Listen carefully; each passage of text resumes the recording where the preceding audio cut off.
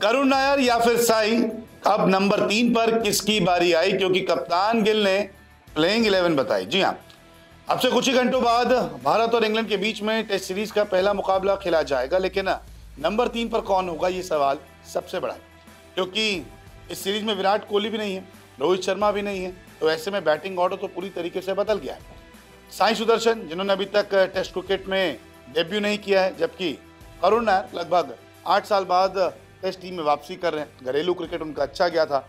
ऐसे में नंबर 3 पर कौन होगा, क्योंकि ये चर्चा बहुत बड़ी हो चुकी है। इस साई सुदर्शन को आईपीएल के प्रदर्शन पर मौका दिया जाएगा या फिर करुण नायर को उनके घरेलू प्रदर्शन के दम पर टीम में जगह दी जाएगी।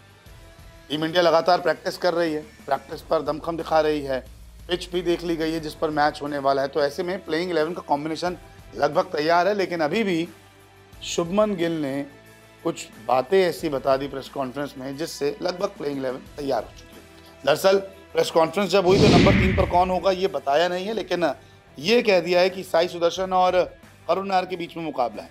नायर को हालांकि नेट्स के दौरान चोट भी लगी थी, अगर वो अनफिट होते तो शायद हमें नायर ना खेलते हुए नजर आए। साई ने अभी तक टेस्ट क्रिकेट में डेब्यू नहीं किया है, ऐसे में नंबर 4 पर गिल खुद बल्लेबाजी करने वाले, ये भी क्लियर हो चुका है। प्लेइंग 11 पर इस प्रेस कॉन्फ्रेंस में ज़्यादा बातें नहीं की, लेकिन धीरे धीरे हिंट्स दे दिए कि नंबर 3 पर कौन होगा, नंबर 4 पर मैं हूँगा, ओपनिंग कौन करने वाला है, विराट रोहित के बाद बैटिंग ऑर्डर कैसा होगा, ये सारी चीज़ें उन्होंने बता दी। इसके अलावा उन्होंने ये भी कह दिया कि जब वो नंबर 4 पर बैटिंग करने जाएंगे तो बतौर कप्तान बैटिंग नहीं करेंगे, बतौर बल्लेबाज बैटिंग करेंगे। इसके साथ ही 20 विकेट लेकर ही टेस्ट क्रिकेट जीता जाता है, ये भी एक उन्होंने इशारा कर दिया। गौतम गंभीर ने भी कुछ वक्त पहले यही बात की थी कि आप 20 विकेट लीजिए, टेस्ट क्रिकेट जीता जाएगा। तो जो कप्तान है वो अब कोच की भी बोली बोल रहे हैं और उन्होंने अपनी मंशा जो है वो साफ कर दी है।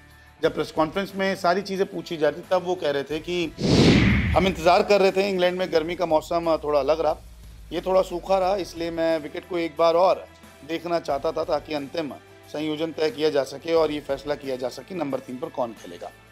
विराट कोहली और रोहित के टेस्ट क्रिकेट से संन्यास लेने के बाद नंबर 4 पर मैं बल्लेबाजी करने वाला हूँ। उन्होंने कहा कि मैं गौतम गंभीर से मैंने बातचीत की तो उन्होंने कहा कि नंबर 4 पर आप बल्लेबाजी कीजिए।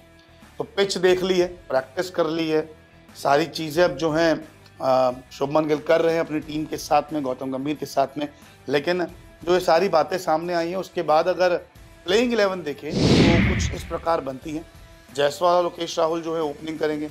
अब नंबर 3 पर पेच फंस चुका है साई सुदर्शन या फिर करुण नायर का।